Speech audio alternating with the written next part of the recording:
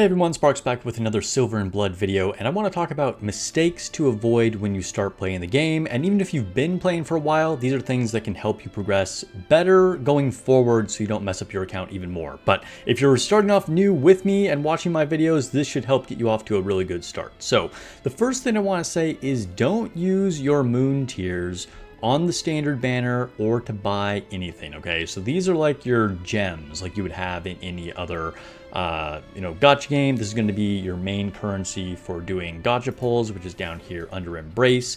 And you'll see that some of the banners use different currencies. You can either use these white scrolls for the standard banner or the dark scrolls here for the rate up banner. And on any of the banners, you can use moon tiers. That's what the game actually calls them, these droplets of blood. But you only want to use your moon tiers over here on whatever rate up banner you're going for, okay? Only use the white scrolls over here on the standard banner. If you go into the shop, there will also be various things that they'll try and tempt you with. You can buy things for moon tiers and other currencies as well. Don't use your moon tiers on any of that. Save them strictly for the rate up banners.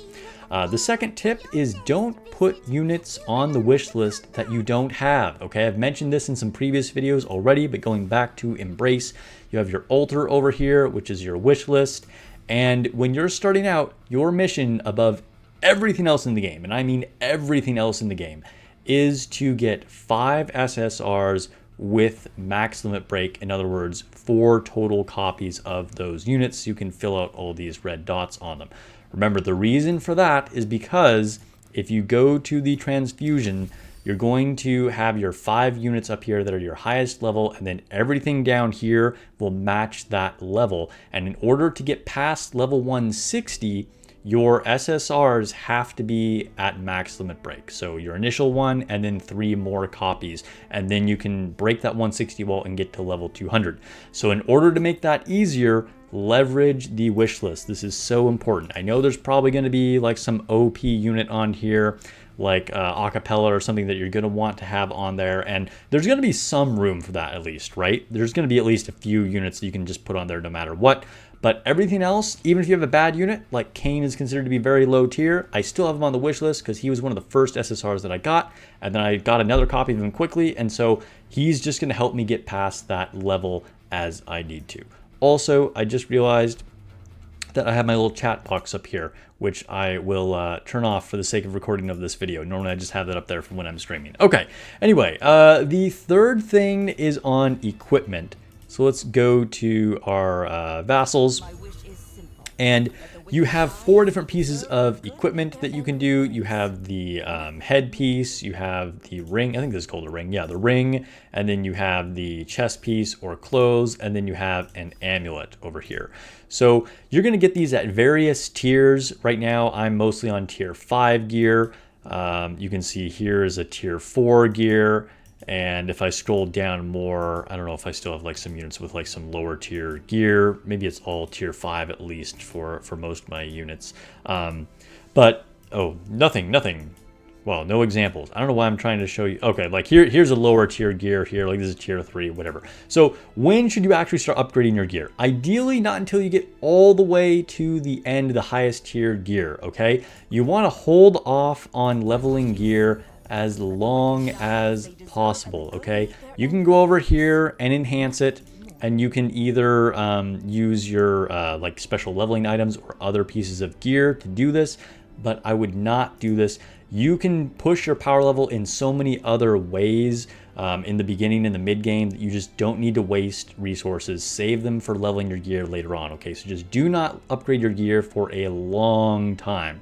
You're just gonna waste your resources, and then when you finally get that high tier gear, like tier 9 or whatever, then you can finally start upgrading that, okay? So just have self-control on that. Okay, the next thing is to not neglect friends. You're gonna have a friend list just like you do in most of these kind of games, and you can send and receive points every single day, and then you will get a currency for that. Now, what you do with that currency is, going back to Embrace here, there is a friendship banner pull over here, the Celestial Concerto. And I only have enough for 5, so I won't do it. But once you get 100 points, you can do a multi-pulse. You can do this almost every 3 days if you're sending the maximum every amount. And this is a really good source of units. I've already gotten 2 SSRs just from this banner. Of course, there's no wish list for this. There's no altar, but you can still, pick up a different unit, and that's a really good source. So make sure you fill out your friends list, add as many friends as you can right away. And then of course you can kind of like trim that down for whatever is being like active or not active, but just make sure you're sending those points all the time. And here, I'll accept this friend request just so I had an empty spot there. So now I made sure that I have every single spot filled out. You'll get more units that way for more pulls. Okay. The next thing is to not open your timed boxes like the Pureblood Essence until you are really stuck. So if we go to the inventory, you're going to see these things, okay? So we have this Pureblood's Gaze, and then this is going to give you your main leveling currency for your Pureblood Essence. You'll also need some more things to level up, such as this Blood Chalice, and this will contain your Divine Blood Drops. You use this like every 20 levels, I believe it is. And then you'll just need some general currency as well. So if you're a Nikke player, you can directly relate this to Core Dust, Battle Data, and credits, and other games use very similar things as well. And you're going to see that these boxes have a number of hours next to it, okay? You don't want to open these, even if it might be tempting to like push your level as soon as possible. Hold off, okay? You only want to open these once you are truly stuck and you can't progress any further. As long as you can keep pushing story or whatever content is available, just hold off on it. The reason why is because this is going to give you 12 hours worth of your AFK resource, okay? Or in this case, 1 hour's worth of your AFK resource. You have different variations on this, okay? So what that is over here. This is your ritual. I can collect this, and then once a day you can do an extra one as well. And you can go ahead and collect this multiple times a day. It's going to fill up as you AFK up to 100% eventually. So again, what these things do is give you whatever time it lists as it would take to build up on there. So this is worth a ton of resources. But if you do this when this is low level, I'm currently at level 31 for this, you're just not going to get as much, because the higher level you push this up, the more resources you will get per hour. And so I'm going to push as long as I can through the campaign, as much content for however many weeks I can go without opening any of those. And then when I finally need to, I'll get a ton of resources once this is a high level, and then I'll be able to cash in on like days worth of time for that. So save those for as long as you can. The next thing, if we go back to our inventory, don't open your coffin selector until you are ready to break the 160 wall. So you'll see I have one over here. You'll eventually get a second one, and then eventually, if you do enough pulls on the standard banner, you're going to get a special one for ancestors. But just save this, okay? Again, you might be tempted to immediately go for a unit that you're looking for.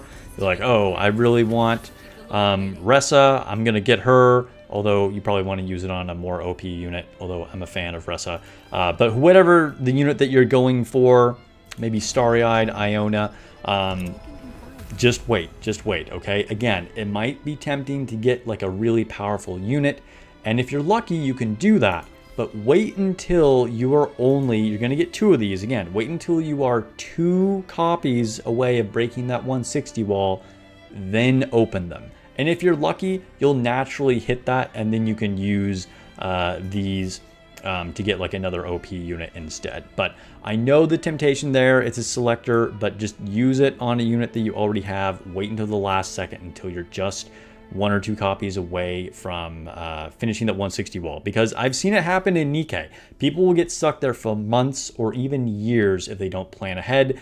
If you optimize your choices for these things, you're not going to be stuck there. It's not going to be a problem, but it's up to you to make sure that you think ahead on that. Okay, so 7th thing I want to talk about is wait to do your Tomb of the Fallen runs until you are the strongest you are for that day. So we have Tomb of the Fallen. Again, kind of like in Nikke, this is kind of like Interception. You're going to have a boss that you can fight, and you'll unlock like higher levels of these as you progress through the campaign, and you're going to get different like tiers of damage depending on how much you can do with this. Now, at the beginning of the game when you're starting out, you'll probably get a pretty big gap between when you start playing that day and a big power buff by the time you're done playing for that day. So wait for this to be like one of the last things you do so you can push as much damage as you can. Don't do this right away in the middle of the day, otherwise you're just going to be like leaving resources on the table for no reason when you could be collecting more. Okay, number 8, buy the perfect shards, okay? So if we go back to the shop, there are a few different currencies we can do. I said don't use your moon tiers, but if we go here, you have this currency here of spirit scrap. This is what you get in the PvP mode. Even if you don't really like PvP or you're not being competitive, just do your PvP attacks just so you have some kind of rank, and then every day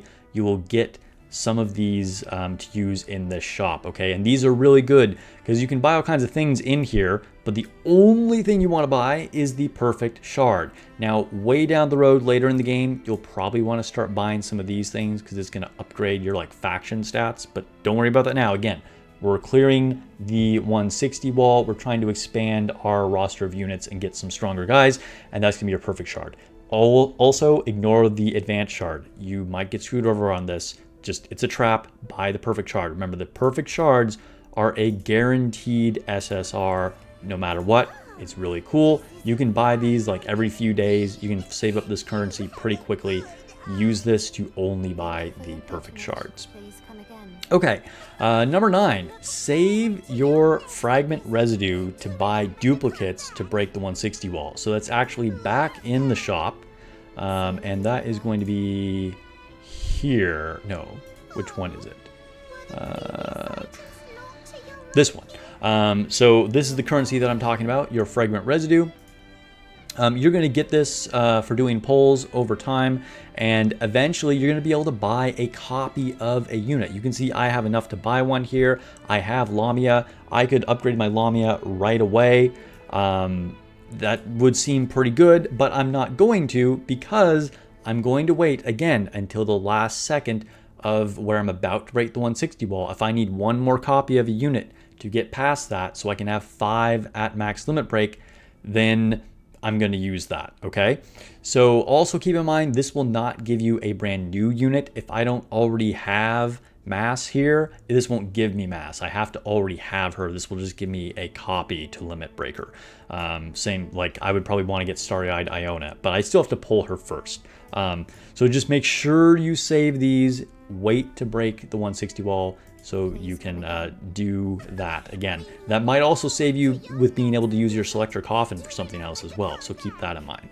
All right, number 10 is something that I think is easily missed, and it's going to be over here in the main campaign, and that is your faded ties. So you can see this little thing up here in the upper right, and these are different collectibles that you can get throughout each campaign, each chapter of the campaign, okay? So each chapter will have its own count of them, and you can see I've collected all of them for each one until chapter 10 here I've just started. So how do you get these faded ties? Well, they're just here on the map, and you'll get a little pop-up actually that will tell you when a new one appears on the map. Don't ignore that.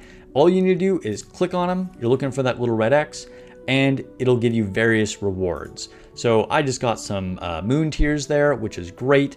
And then once you get a certain number of them, it will complete these books, and then you can collect more moon tiers, as well as once you get all of them within a chapter, you will get more moon tiers as well.